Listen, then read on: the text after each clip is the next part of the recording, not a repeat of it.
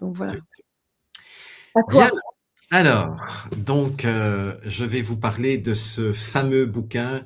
Je suis vraiment très content de l'avoir acheté, de l'avoir reçu, parce que bon, il n'existe qu'en anglais malheureusement. Donc pour ceux qui ne parlent pas l'anglais, il va falloir peut-être attendre, ou peut-être ça ne sera jamais sorti en français, parce que c'est quand même énorme ce qu'ils ont fait comme travail.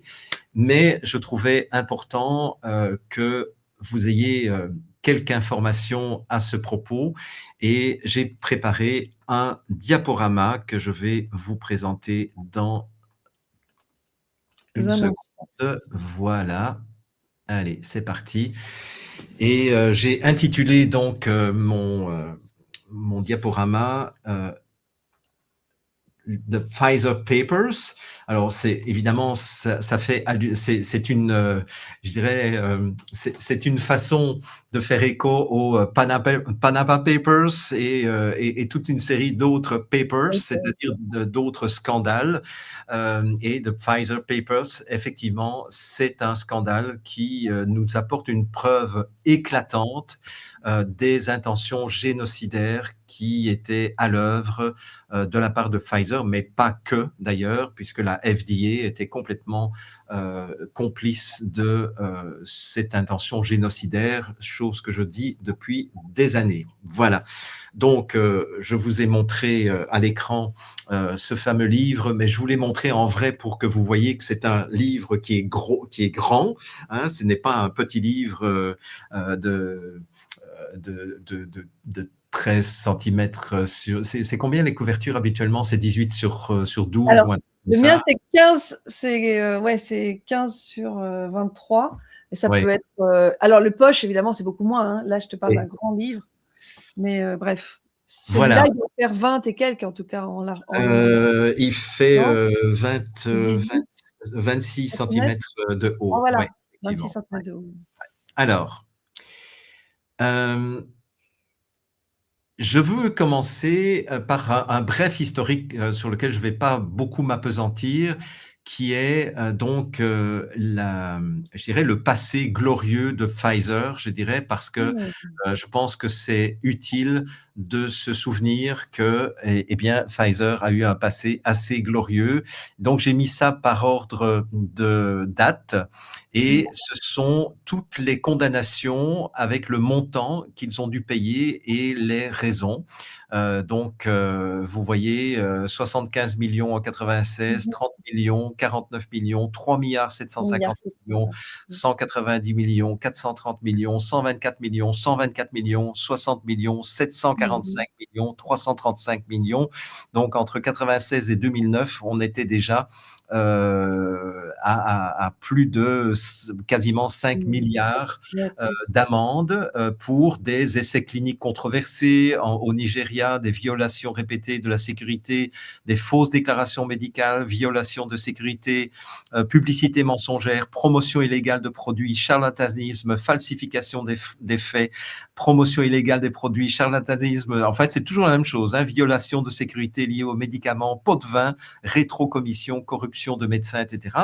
Et depuis 2009 jusque maintenant, on a encore 2 milliards 300 millions promotion et vente de molécules inadaptées, 42 millions, 42 millions et demi, 42 millions 900 000, 55 millions 250. Non, non, Écoutez, ça fait rire quand on voit ce genre de choses. Moi, j'ai fait pas mal de recherches pour aller rechercher tous ces chiffres et mmh. avec toutes les références, mais c'est quand même impressionnant parce que quand on regarde ce que Pfizer a eu comme amende, la plupart du temps d'ailleurs, suite à des négociations hors jugement, c'est-à-dire que je ne sais pas si tout le monde est coutumier de cela, mais lorsque une compagnie comme Pfizer se fait poursuivre par des plaignants, très souvent, la manière dont ils s'arrangent, c'est qu'ils disent ben non, finalement, on ne veut pas de procès, on va s'arranger hors cours.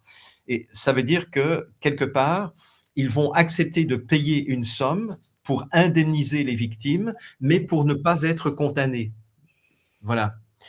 Et c'est ça la pratique de quasiment toutes les grosses compagnies, que ce soit dans le domaine agroalimentaire, le domaine pharmaceutique, le domaine énergétique. C'est toujours la même stratégie, c'est-à-dire qu'ils font des négociations hors cours. Donc, le procès ne va pas jusqu'au bout, mais ils sont acculés par la procédure juridique à négocier hors cours et à accepter de payer des amendes qui peuvent aller enfin des indemnités qui peuvent aller jusqu'à 2 milliards 300 millions, comme vous le voyez en 2009. Voilà. Donc en 2025, pour l'instant, ils n'ont eu que 60 millions de choses à payer. En 3 mois. Oui, et apparemment, oui, c'est ça. Et apparemment, depuis 2019, ils n'ont rien eu à payer. En tout cas, je n'ai rien trouvé.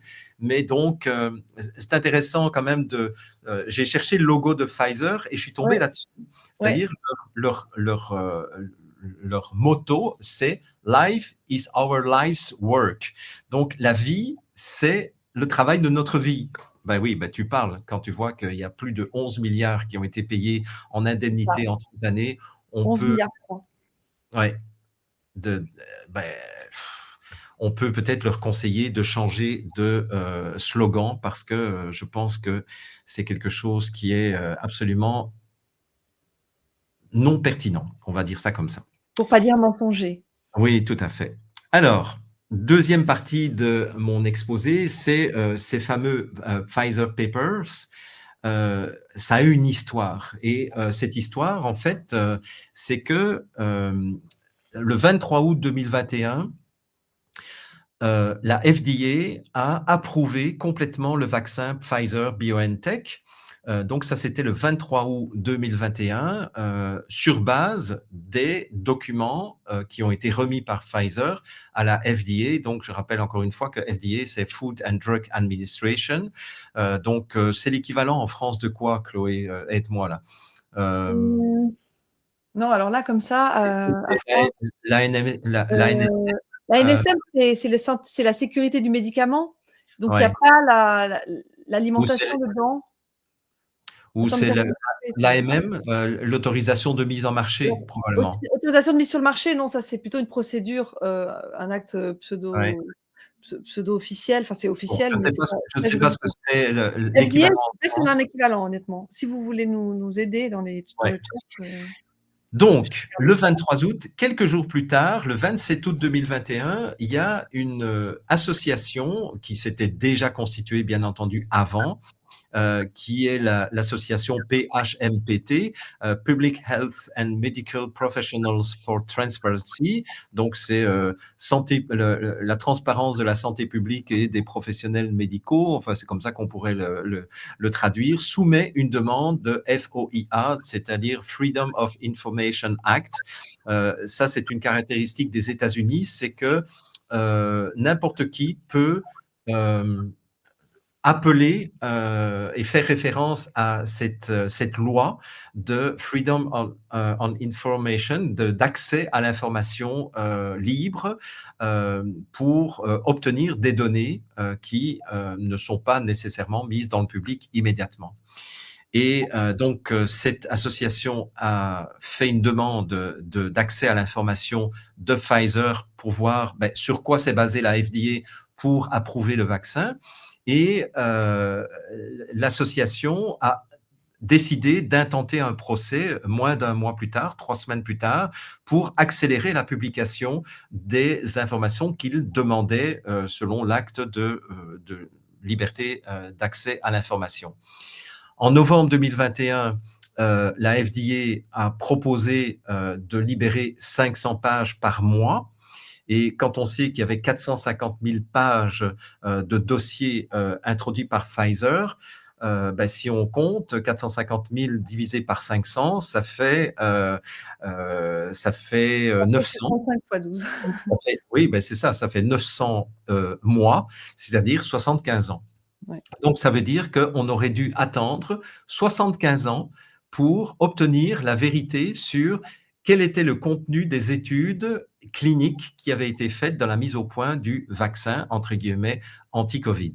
Bon, donc ce qui était totalement inacceptable, ce qui fait que l'association PHMT-PT a contre-attaqué et ils ont obtenu de la part, le 6 janvier 2022, de la part du juge, qu'il y ait une libération de 12 000 pages avant le 31 janvier et qu'à partir du 1er mars, il y ait 55 000 pages livrées par mois à partir du 1er mars. Ce qui a été fait, effectivement, donc le 31 janvier, donc ils ont attendu le dernier jour, ils ont libéré 12 000 pages, et puis à partir du 1er mars, ils ont libéré 55 000 pages par mois, ce qui fait que le 1er octobre, ils ont libéré les 55 000 dernières pages. Si vous faites le calcul, parce que j'ai refait le calcul, 8 fois 55, ça fait 440 000, plus 12, ça fait 452 000 pages. Le compte est bon. Donc, c'est ça qui s'est passé. Bon, alors imaginez les gens qui se sont réjouis à partir du 6 janvier de dire « Yes, on va avoir les documents originaux des études, non caviardées en plus, des études de Pfizer ». Mais comment on fait, lorsqu'on est journaliste d'investigation, pour passer à travers 452 000 pages d'études qui requièrent énormément de compétences différentes? Et c'est là que 4 personnes importantes sont intervenues dans ce processus et ça a permis l'existence des Pfizer Papers.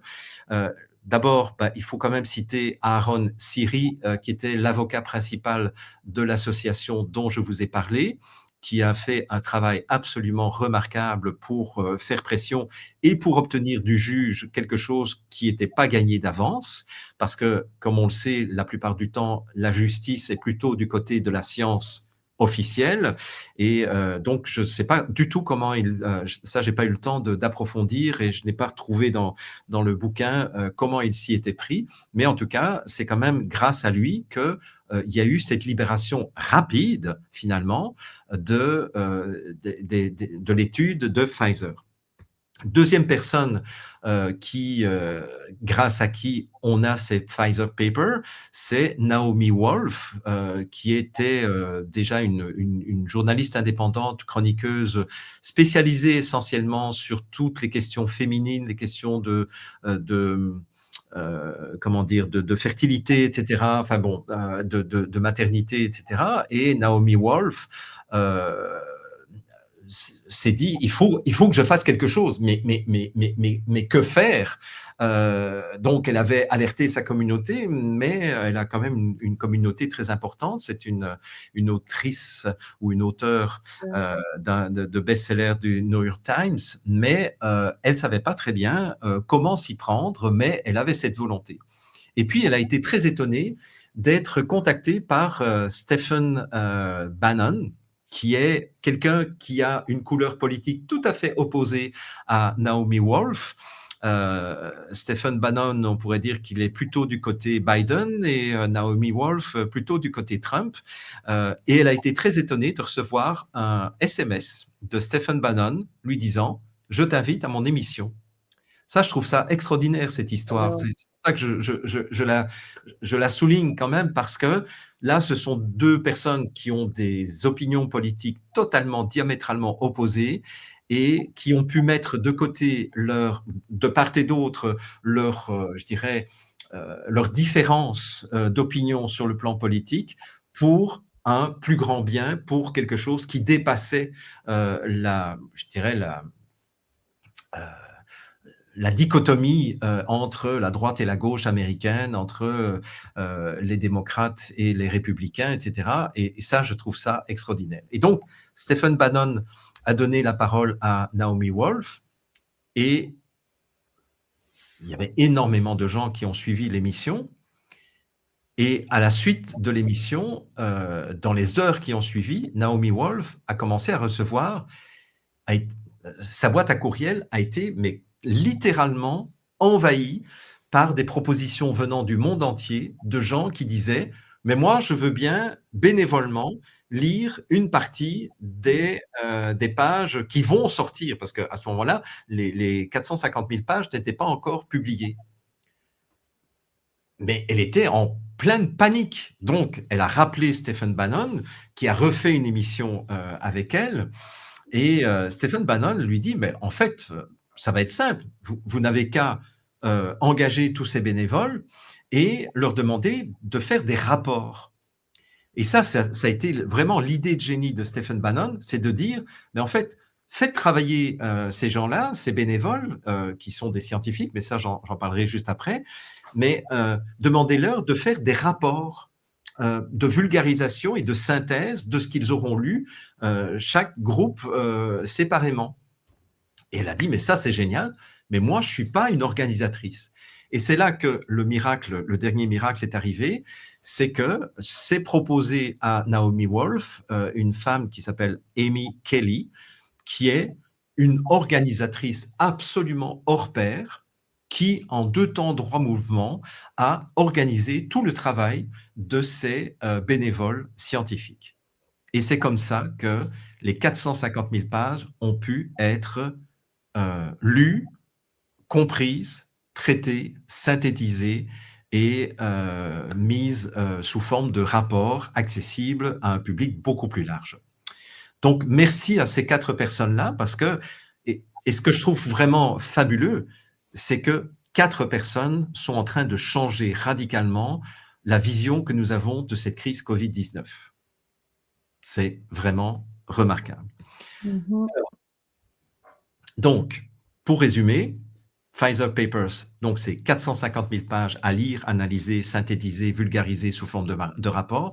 C'est 3250 volontaires dans le monde entier, bénévoles, avec des backgrounds en immunologie, en statistique, en biostatistique, en pathologie, en oncologie, en médecine sportive, en obstétrique, en neurologie, en cardiologie, en pharmacologie, en biologie cellulaire, en chimie, etc.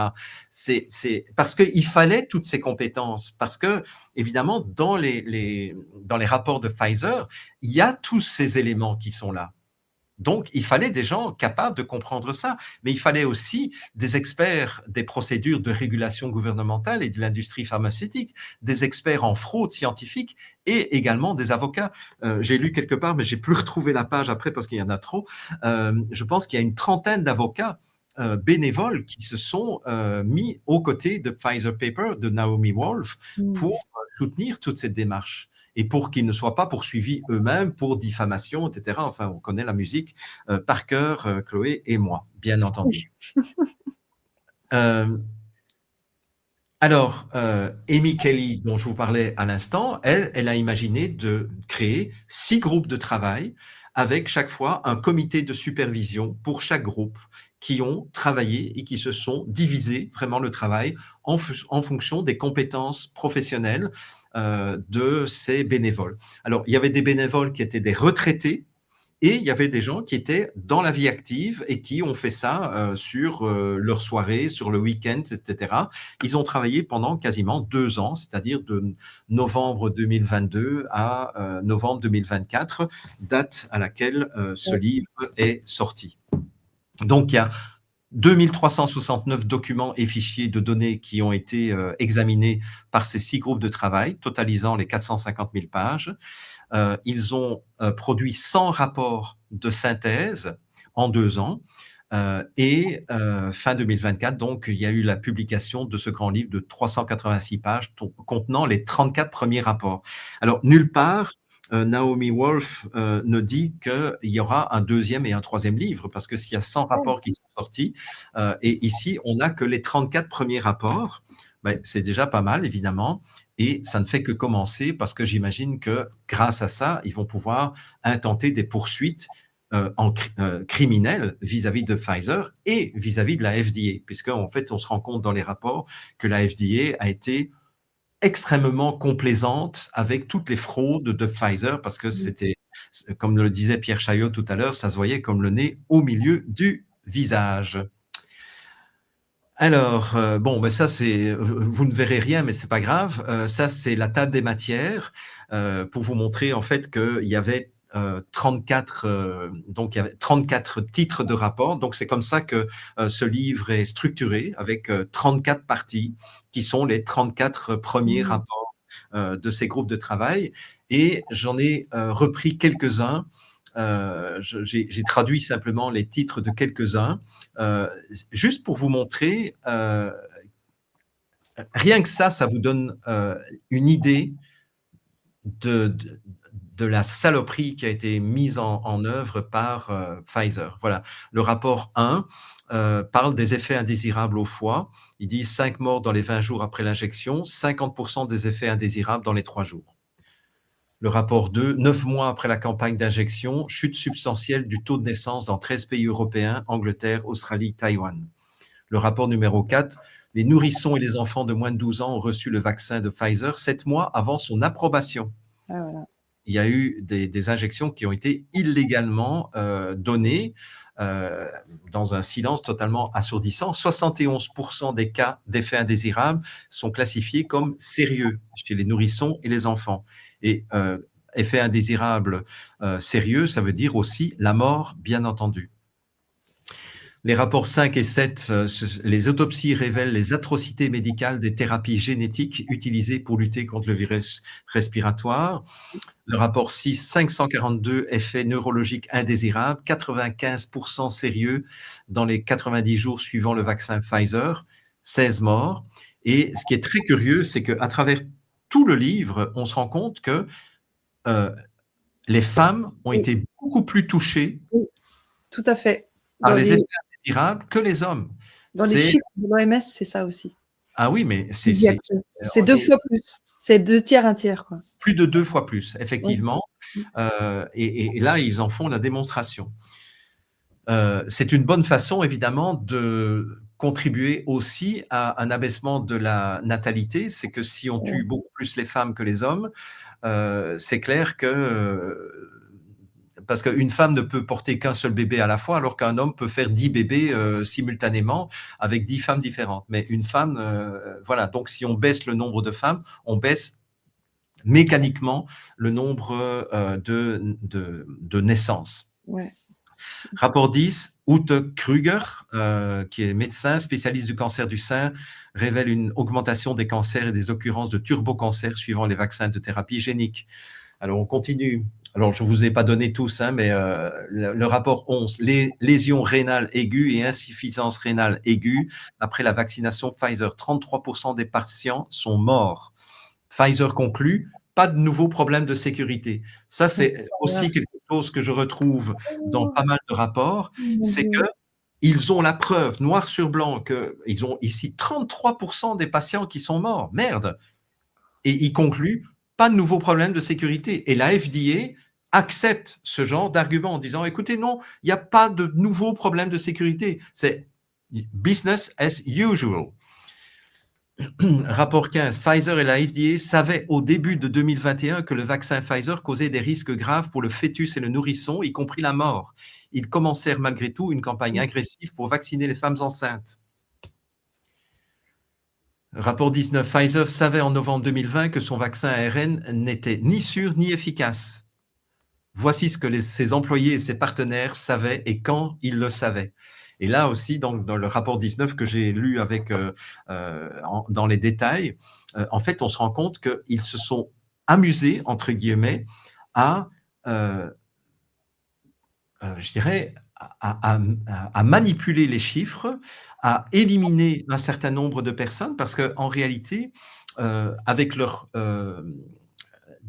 étude, ils avaient une efficacité de 16%. Et donc, ils ont dit, ah non, ça peut pas. Donc, ils ont éliminé toute une série de personnes de la cohorte des personnes vaccinées pour retrouver une efficacité de 90%. Mais ça, ce n'était pas encore assez. Et donc, au mois de mars 2021, alors qu'ils avaient commencé l'étude quelques mois plus tôt, fin 2020, en mars 2021, ils ont décidé de vacciner plus de 15 000 personnes de la cohorte des placebos, c'est-à-dire de la cohorte des non-vaccinés. Et en faisant ça, ils ont détruit totalement et définitivement la possibilité de comparer ce qu'il advenait aux gens qui étaient vaccinés et ce qui advenait aux gens qui n'étaient pas vaccinés.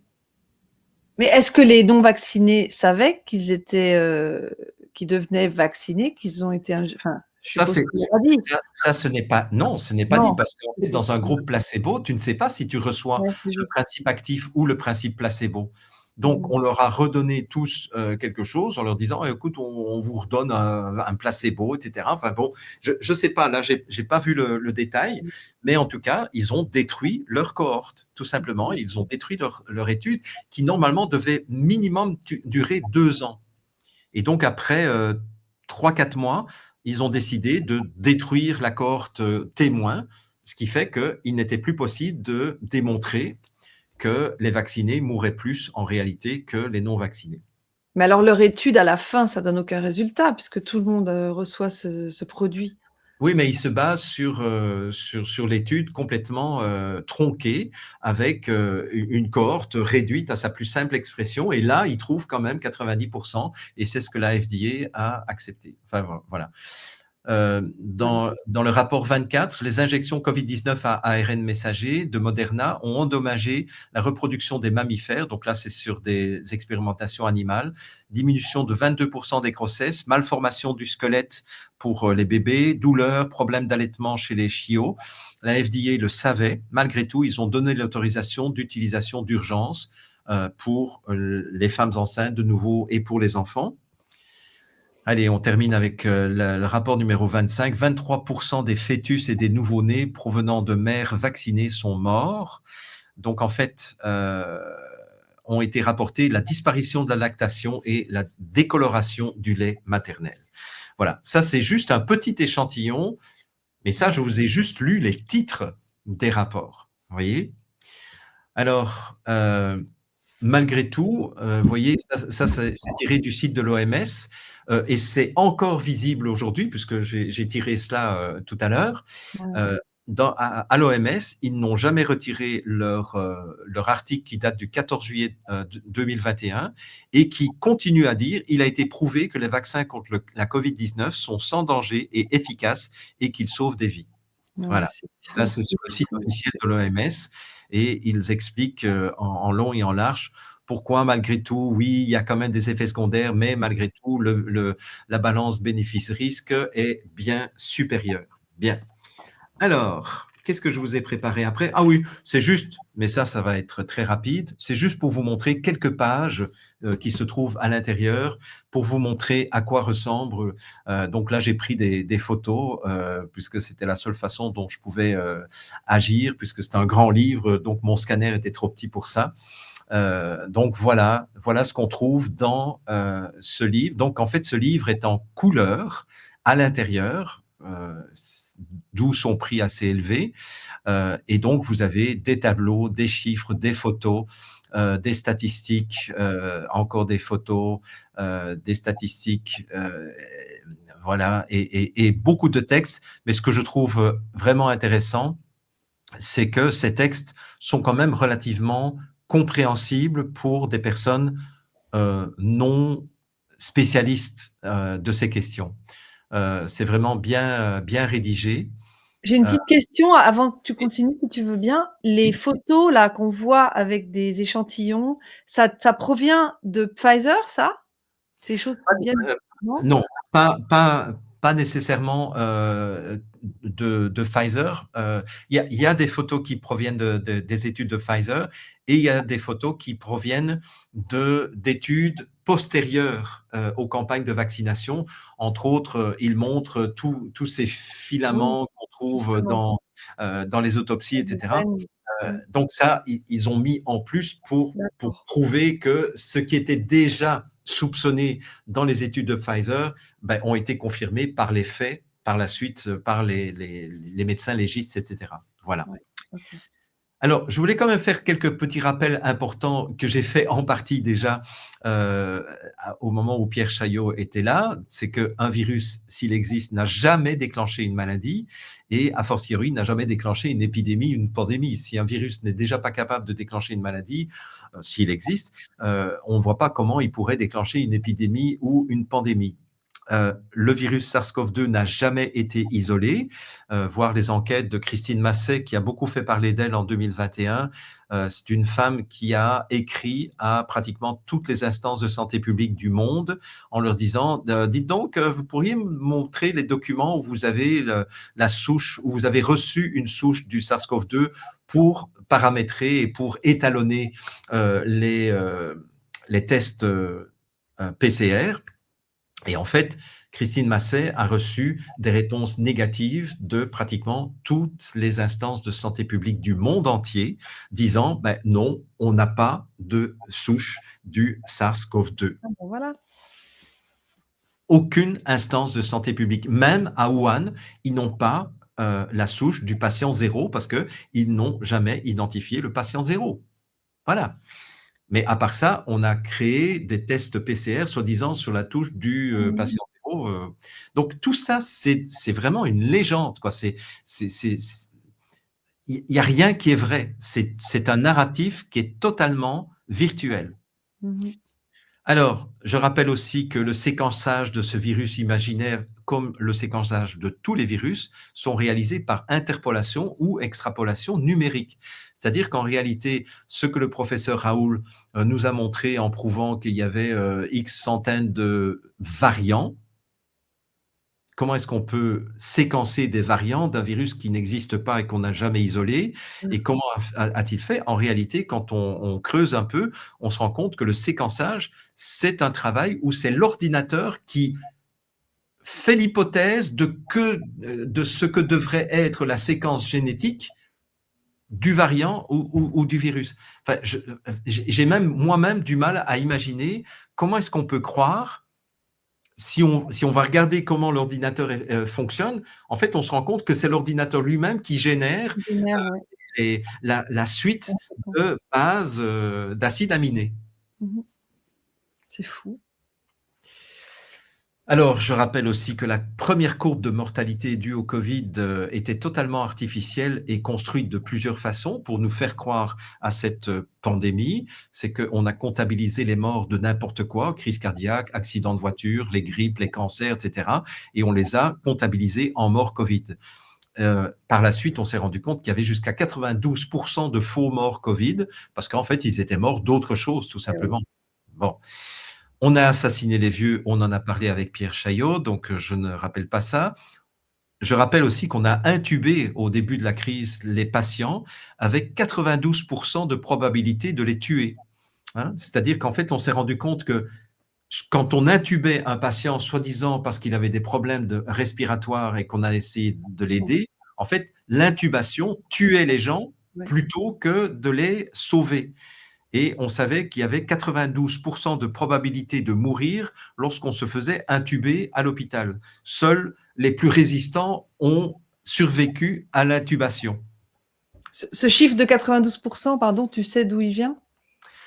En fait, il est sorti d'abord dans l'État de New York, où il y avait un lanceur d'alerte, un jeune médecin qui avait déjà lancé l'alerte, et puis il a fait toute une étude statistique. Donc, ce sont, je me souviens avoir lu cette étude faite par ce groupe de médecins américains qui avait, je ne sais plus comment s'appelait ce groupe de médecins, je ne sais pas si tu t'en souviens, c'est de là que ce chiffre sort.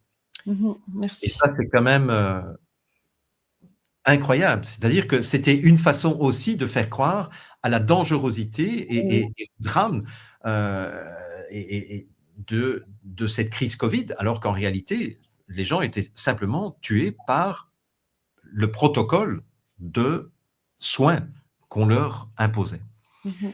On a récompensé les médecins, les hôpitaux et les résidences de personnes âgées chaque fois que la mention mort du Covid apparaissait sur le certificat de décès. Ça, c'est documenté aussi. Et ils recevaient davantage d'argent quand la personne était morte du Covid, soi-disant parce que c'était une prime de risque. Oups, qu'est-ce que j'ai fait là? Oui, pardon. On a brûlé immédiatement les corps pour effacer les traces du crime. Hein. Je vous rappelle qu'en 2020, lorsque les gens mouraient du Covid, on les incinérait immédiatement, sans C'est juste. autopsie. Oui. je pense que les gens ont la mémoire courte, mais moi, j'ai une excellente mémoire. Heu, Mmh. Ouais, donc en 2020, après, ils ont arrêté cela, mais en 2020, les gens qui mouraient dans les EHPAD ou les gens qui mouraient avec un certificat de décès mort du Covid étaient incinérés immédiatement. En l'absence de la famille, en l'absence de diagnostic, en l'absence d'autopsie, quoi que ce soit. On les brûlait tout de suite parce qu'ils étaient tellement contagieux qu'il fallait les faire disparaître. En réalité, c'était autre chose qui se jouait, bien entendu. Et on annonçait quotidiennement le nombre de morts et de cas sans aucun référentiel permettant d'évaluer la gravité ou non de ces crises. C'est ce que Pierre Chaillot nous disait tout à l'heure, hein, quand on disait aïe, aïe, en Chine, il y a 2500 morts. Bah oui, mais 60 000 morts meurent chaque jour. J'avais fait la même chose en 2009 au moment de la grippe H1N1. J'avais rappelé que chaque année, il y a entre 250 et 750 000 morts de la grippe saisonnière. Et Ouais, moi, j'avais dit ça au mois de septembre 2009 en disant, OK, écoutez, on va voir si on va avoir c'est plus ça. que 250 à 750 000 morts mondialement. Et finalement, on a eu même moins de morts l'année où il y a eu le H1N1 que les 250 000. Mmh. Donc, les courbes suivantes étaient des courbes de cas générés par une méthode PCR qui était totalement inadaptée. Je ne reviens pas là-dessus. Et en plus, les courbes ont été manipulées. Et c'est l'armée, et en particulier la DARPA, qui a mis en œuvre et géré toute cette crise. Je rappelle qu'au Canada, à partir du moment où il y a eu la crise Covid, toutes les réunions de Santé Canada étaient présidées par un général de l'armée canadienne qui donnait ses ordres à tous les fonctionnaires de Santé Canada. Donc le ministère de la Santé était supervisé et était dirigé par un militaire. Voilà. Et ça, je le sais de quelqu'un qui travaillait comme cadre chez Santé Canada, comme spécialiste des nanotechnologies, des Mmh. bio-nanotechnologies, et qui a pris contact avec moi en secret à un moment donné pour me dire, ben, écoute, voilà ce qui se passe. À toutes nos réunions maintenant, c'est un général qui nous dit avec quel sous-traitant travailler pour les tests, avec quel sous-traitant ne pas travailler, quel type de test il faut acheter, chez qui, etc., etc. Donc en fait, c'était un militaire qui avait pris le contrôle de la santé au Ouais. Canada. Mes conclusions, oui, j'aurais dû mettre un S à conclusion. Donc, Pfizer et la FDA savaient pertinemment qu'ils tuaient ou qu'ils handicapaient lourdement les cobayes humains. Ils ont Ouais. malgré tout maintenu leur discours. Notre vaccin est sûr et efficace contre l'infection et contre la transmission. Chaque fois qu'une étude apportait la preuve de l'inefficacité ou de la dangerosité de l'injection, Pfizer manipulait les données pour faire croire le contraire. Par exemple, le retrait de certaines cohortes, la vaccination du groupe placebo, j'en ai parlé, la non-publication des résultats gênants, la minimisation ou le déni des effets délétères, etc. etc. Donc, en fait, ce bouquin regorge d'exemples de fraude scientifique, tout simplement. Ce sur quoi les scientifiques de Pfizer ont porté leur attention de façon permanente, j'avais dit le mois dernier, ce n'est pas l'efficacité des injections à combattre les infections respiratoires, mais leur efficacité à détruire la fertilité des humains et leur capacité à se reproduire. Donc, à détruire la capacité à se reproduire. Donc, en fait, ça c'est ce qui ressort très clairement de plusieurs des rapports des Pfizer Papers, c'est qu'en réalité, ce qu'ils cherchaient, c'est est-ce que nous sommes capables, avec nos injections, d'empêcher la race humaine de continuer à se reproduire? Voilà. Et oui. Et ça, c'est écrit. Oui, oui, noir sur blanc. Et voilà. Et en fait, ils ont focalisé leur attention beaucoup plus là-dessus. Ils s'en foutaient de savoir est-ce que ça les aide dans leurs difficultés respiratoires. On s'en fout. Ce qu'on veut, c'est est-ce que on diminue la fertilité ou est-ce qu'on détruit la fertilité et la capacité à se reproduire. C'est la raison pour laquelle une telle insistance a été mise pour vacciner les femmes enceintes ou allaitantes, les jeunes en âge de procréer, c'est-à-dire les adolescents et les jeunes adultes, et les enfants futurs géniteurs. Moi, je ne vois pas d'autre raison, puisque je rappelle que lors de la première courbe de cette crise Covid, seules les personnes de plus de 65-70 ans mouraient. Mmh. et il y avait 0 mort dans la population de moins de 65 ans. Ouais. Pourquoi est-ce qu'on a vacciné tous ces gens-là, si ce n'est pour les stériliser? Et je dirais que là, il y a de nombreux, bon, ben ça tu le sais, Chloé, mais il y a de nombreux antécédents, puisque dans plusieurs pays africains, aux Philippines aussi, en Inde aussi, sous prétexte de Oui. vacciner les jeunes femmes, par exemple, contre la polio, contre le tétanos, etc., en fait, on mettait des substances qui stérilisaient les femmes à leur insu. Il y a eu des procès absolument tonitruants où les compagnies pharmaceutiques ont reconnu que leur véritable intention, c'était de stériliser les jeunes femmes. En fait, ici, nous l'avons à l'échelle planétaire. Oui, j'avais fait une chronique il y a 3 ans sur les vaccins de Rockefeller et le Ouais. rapport de Rockefeller qui parlait de stériliser les gens avec des vaccins. Et donc, ce sera ma dernière diapositive. Pfizer a donc participé activement à un génocide planétaire orchestré par la DARPA avec de multiples complicités administratives, politiques, médiatiques et juridiques. Je pense que là, avec un livre comme celui que j'ai entre les mains, eh bien, je pense que nous pouvons maintenant dire que on a la preuve que toute cette opération était un génocide dont l'inspiration remonte probablement déjà aux années 70. 72, c'est le Club de Rome qui a, pour la première fois, lancé cette idée que la Terre ne pourrait pas porter plus de X milliards d'individus et que donc il fallait trouver par tous les moyens une façon de réduire la population. Donc en fait, ce n'est pas nouveau. Nous sommes les héritiers du Club de Rome en 72, si le rapport Meadows, Limits to Growth, qui voilà. disait qu'on était trop et qu'il y avait un rapport avec le carbone. C'était déjà le début de la diabolisation du CO2. C'est ça. Oui. Voilà ce que j'avais envie de partager avec vous et je pense que peut-être dans les prochains mois, ce sera intéressant que je prenne un rapport et que je le passe au complet. Certains rapports, ça fait 30 pages, et d'autres rapports font beaucoup moins. Mais il y a vraiment des choses très intéressantes et je vais vraiment m'intéresser à l'aspect stérilisation et perte de fertilité parce que je pense que c'était véritablement ça l'intention derrière cette crise Covid, c'était de diminuer. Bill Gates l'avait dit à une conférence il y a quelques années en disant ben, si on travaille bien et qu'on vaccine bien, eh bien on pourrait réduire de 15% le P. Voilà, le P de population. Ouais. Ouais. Bravo, bravo Jean-Jacques, merci pour cette synthèse qui est très éclairante et très claire. Moi, j'ai une question. Tu as cité 25 rapports, mais il y en a 34 dans ce livre.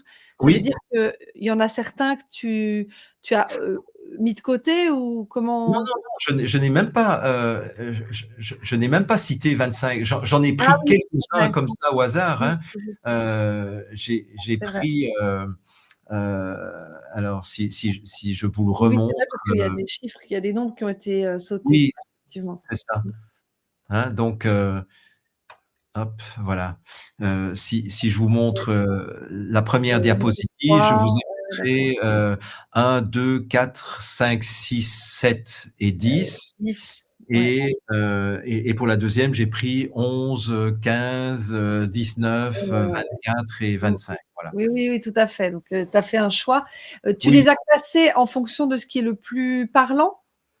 Mais oui, parce que en fait, j'ai pris les rapports où il y avait des chiffres, où on avait des choses tangibles. Parce qu'il y a des rapports dont le titre sont des titres plus qualitatifs, pas quantitatifs, quoi. Voilà. Subjectif un peu plus. Et j'ai choisi aussi les rapports qui faisaient allusion à plusieurs reprises au fœtus, au nourrisson, à la fertilité, parce qu'en réalité, c'est ça qui ressort de l'ensemble des 34 rapports qui se trouvent dans ce livre, quoi. Voilà. Alors, pour la petite histoire, dans les notices de... Attends, je vais enlever justement. Dans les notices de Pfizer, Moderna, Johnson & Johnson et AstraZeneca, j'avais publié, et on retrouve ça, que les effets sur la grossesse, sur l'allaitement, sur la fertilité, sur, voilà, sur le bien sur le fait que les enfants naissent, en bonne Oui. santé. Il nous disait qu'il n'y avait pas d'études qui avaient été faites là-dessus. On ne Mmh. savait pas. En fait, toi, tu nous dis que c'est tout le contraire, c'est-à-dire qu'en tout cas, Pfizer avait bien documenté cette partie-là. Donc c'est Absolument. du mensonge pur, ça. Oui, oui. Oui, mais moi, j'avais déjà vu ça en 2020 ou 2021. Alors, je me souviens plus, exactement de quelle étude il s'agissait, mais il me semble Mmh. que c'était dans les recommandations que Pfizer faisait pour, pour la troisième phase, de Pour le l'étude, vaccin? puisque bon, je Ah oui. rappelle que normalement les 3 phases se font avec des volontaires, des cobayes volontaires qui sont rémunérés et qui sont suivis Absolument. médicalement. Ici, les 2 premières phases ont été entre guillemets «supervisées» avec des cobayes. Mais la troisième phase, c'était la population générale. Bon, ça, c'est une Exactement. première dans l'histoire de la vaccination, qu'on Mmh mh. prend toute la population comme cobaye pour la troisième phase. Bon, Ouais. et il donnait des recommandations aux au centre de pharmacovigilance en disant, ben, si vous ne voulez pas fausser vos mesures, recommandez aux hommes, non, recommandez aux hommes de ne pas avoir de rapports sexuels avec des femmes qui sont vaccinées. Je m'en rappelais Donc, plus de ça. et donc, déjà à ce moment-là, il faisait allusion au fait qu'une personne vaccinée pouvait être contagieuse au niveau du produit qu'elles avaient reçu Mmh et mh. que ça risquait de fausser les statistiques si des hommes avaient des rapports intimes. Et il disait de façon très explicite dans leur rapport, moi j'avais lu tout ce rapport, que le contact Ah oui, ça, c'est juste. On le avait vu contact ça. cutané, Mmh mh. les rapports Oui, sexuels, et cetera, shedding, pouvaient ouais, ouais, effectivement, provoquer ce qu'ils appellent le shedding. c'est ça. Hem, et il y avait un autre mot aussi, il Oui, y a la contagion vaccinale ou un truc comme ça. oui, oui, Heu, mais en anglais, je ne sais plus le mot, mais enfin, il y avait deux mots pour, qualifier cela.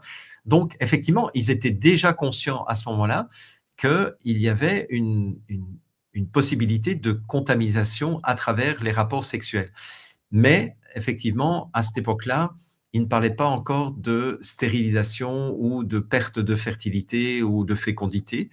mmh mh. Hem, c'est plutôt, je dirais, les associations, comme, Où est mon cycle? Et cetera, qui ont commencé à alerter sur le Ouais. fait qu'il y avait de graves, perturbations, et qu'il y avait aussi des morts. Moi, je me souviens de bébés de mères qui n'avaient pas été vaccinés pendant la grossesse, Ouais. mais qui avaient été vaccinés juste après l'accouchement et qui avaient tué leur bébé, En allaitant. que les produits de l'injection étaient passés dans le lait, C'est ça. et avaient donc tué les bébés dans les 2 jours qui suivaient la vaccination de la mère. Ouais. Alors dans le même registre, j'en avais déjà parlé, mais tu sais, je connais quelqu'un qui travaillait à l'OMS et qui avait assisté à une session en juillet 2022 de Bourla, du patron de Moderna et je crois qu'ils étaient que les 2 et il m'avait expliqué qu'ils discutaient entre eux des effets, de la quantité, de la proportion de produits actifs, ils parlaient de produits actifs, qu'ils mettaient en corrélation avec les effets, obtenus.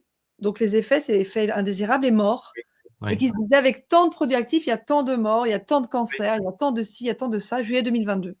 Ils oui, parlaient de ça comme ils auraient parlé d'autres de leur prochaine partie de golf, quoi. c'est ça. Donc ils savaient très bien qu'il y avait ces effets. Oui, oui, oui, bien Fallait sûr. juste pas trop que ça se voie, quoi. Oui.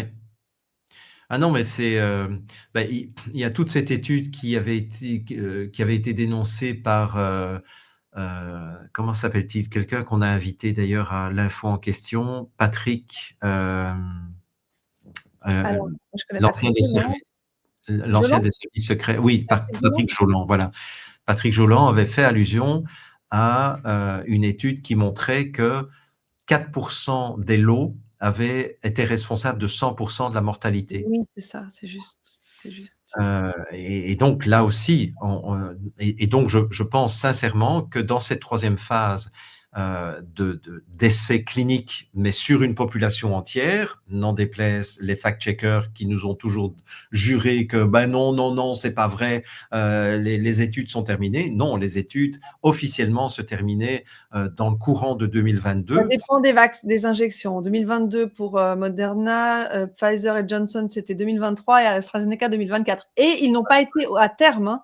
Ça a été Non, arrêté, ils sont passés en autorisation standard pratiquement 1 an avant à chaque fois. c'est ça, voilà. Mais donc, tous ces fact-checkers à la noix qui nous racontent des choses à travers leur chapeau, mais sans jamais rien vérifier, on commence à en avoir ras le cul. Ça, c'est clair. Surtout qu'ils sont ridicules. Ce sont des parasites qui sont payés par l'État en plus Pardon. pour nous chier dessus. Mais je reviens à ce que je voulais dire, c'est que ce qu'ils ont fait, c'est effectivement faire des lots avec une quantité de principes actifs, puis d'autres lots avec une autre quantité, d'autres lots avec une autre quantité, et comme tout était suivi par QR code et par scan, eh bien, ils ont réussi à savoir, bon, ben, la prochaine fois, si on veut tuer X% de la population, eh bien, il faudra qu'on ait des lots qui contiennent X% de principes actifs. Puisque là, c'était extrêmement clair. Et ce qui était vraiment remarquable dans l'étude qui avait été citée par Patrick Joland, c'est qu'en fait, on se rendait compte que les lots qui tuaient chez Pfizer ne tuaient pas en même temps que les lots de Moderna ou que Johnson Johnson aux États-Unis. C'est-à-dire qu'en fait, c'est comme s'ils s'étaient mis d'accord en disant, écoute, moi, je sors une série de lots mortels, ben, attends pour sortir ton lot mortel, parce que sinon, ça va trop se voir. Donc, en fait, c'est comme ça qu'ils ont noyé le poisson de leur étude génocidaire, finalement, c'est de ne pas tout sortir en même temps au niveau des lots létaux, mais de dire, écoute, pendant ce temps-là, toi, mets des placebos, comme ça, il n'y aura pas trop de morts et ça ne se verra pas trop, quoi. Voilà. Mais ceux qui ont reconstruit les données se sont rendus compte qu'effectivement, 4% des lots de Pfizer, 4% des lots de Moderna, 4% des lots de Johnson Johnson, c'est une étude qui avait été faite initialement aux États-Unis, étaient responsables de 100% des morts de la vaccination. Et ça, je pense que c'est aussi important de s'en rappeler pour démontrer le caractère génocidaire et criminel. J'avais dit en 2020, vous allez voir, ce qui va se passer risque d'être pire que ce qu'on a connu au moment du Troisième Reich. Beaucoup de personnes m'avaient critiqué en disant que c'était exagéré ce que je disais. Je l'avais dit en mars 2020. Même mon équipe m'avait dit, Jean-Jacques, là, tu y vas un peu fort quand même, de dire que ce qui va se passer, ça va être pire. En fait, bon, si on en croit les chiffres officiels, Hitler n'a tué que 6 millions de personnes, quoi. Enfin, voilà.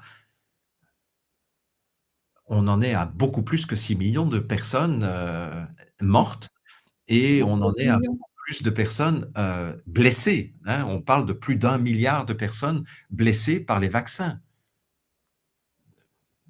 Hitler, il peut aller se rhabiller là, hein. Franchement, c'est le petit garçon en culotte courte, hein.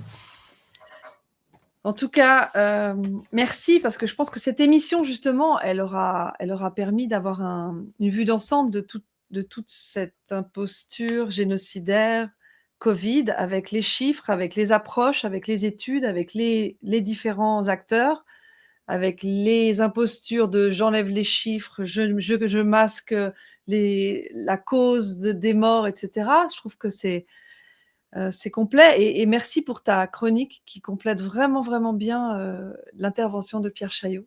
Oui. Ça tombait très bien. Oui, ben, au départ, j'y avais pas pensé puisque j'avais dit il y a 1 ou 2 mois: «Oui, je Ouais. ferai une chronique sur les Pfizer Papers» Oui. et puis avant même d'inviter Pierre, je m'étais dit: «Bon, ben, ce mois-ci, je vais faire les Pfizer Papers puisque je l'ai promis», et puis, on a eu des désistements au niveau des invités qu'on voulait avoir au mois de mars et finalement, c'est Pierre, qu'on a pu inviter pour parler de son livre et c'est très bien comme ça. Mais Très voilà. bien compris. Bravo. Pour revenir à l'équivalent français de la FDA, en fait, ce que j'ai vu, c'est l'ANSM, tu avais raison. Donc j'avais Maintenant raison alors. Oui, tu avais OK. tout à fait raison. Donc c'est l'Agence nationale de sécurité du médicament et des produits de santé. Mmh mh. Alors le côté alimentaire n'est pas mentionné, mais ça, c'est l'agence qui s'occupe de ça. Eh bien, mais merci beaucoup. Ben, on va terminer, avant l'heure cette fois-ci, hein. Incroyable.